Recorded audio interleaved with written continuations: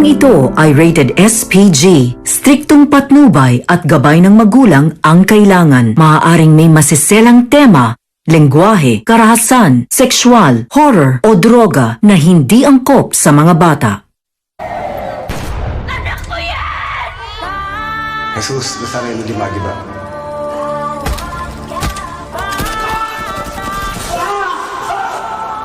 Nasindihan na ang bitya.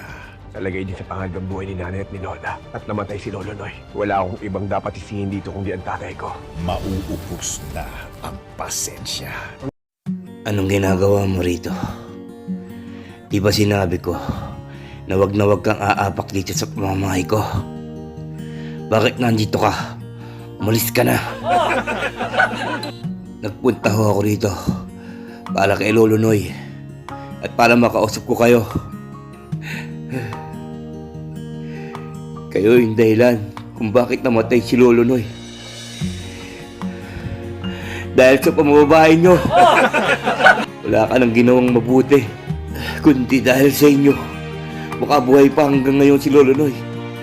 Pati si nanay, si Lola Tinding, nadamay dahil sa kagagawa nyo.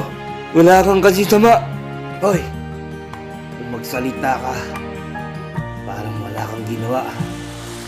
Hindi mo ba alam na lahat na nangyayari ngayon dito sa bahay na to ay nang dahil sa'yo? Paano masabi? Bakit akong sinisisi nyo? Di ba kayo nagdala ng gulo sa bahay na to? Dinala nyo si Lena rito. Hindi na kayo nahiya. Hindi na kayo naawa kay inay. Lahat ng mga sakripisyo ginawa niya para sa pamilyang to. Pero ang ginawa nyo, wala ka nang ginawa kundi magbigay ng problema sa bahay na to. Talagang isisisi mo pa sa iba yung kasalanan mo? Ha? Wala ka talagang kwentang ama. Ano? Pinagtutulungan niyo akong dalawa? Tumbagay sa'yo? Push! Ikaw, gusto mo rin masaktan? Hindi ka pa talaga nadala. Kung ako sa'yo, aalis na ako rito. Kung ayaw mong masaktan. Pwede na! Sige. Sige, ituloy nyo. Ilam nang alam yung gawin. Manakit. Mula pagkabata, inasaktan nyo na ako. Wala ka nang ginawa, kundi manakit. Wala kang pinakitang pagmamahal sa akin, kahit kailan. Dahil di ka karapat dapat mahalin. Bakit ho? Ano bang nagawa ko sa inyo? Ano? Sige. Sige, sapakin nyo ako. Sapakin niyo ako!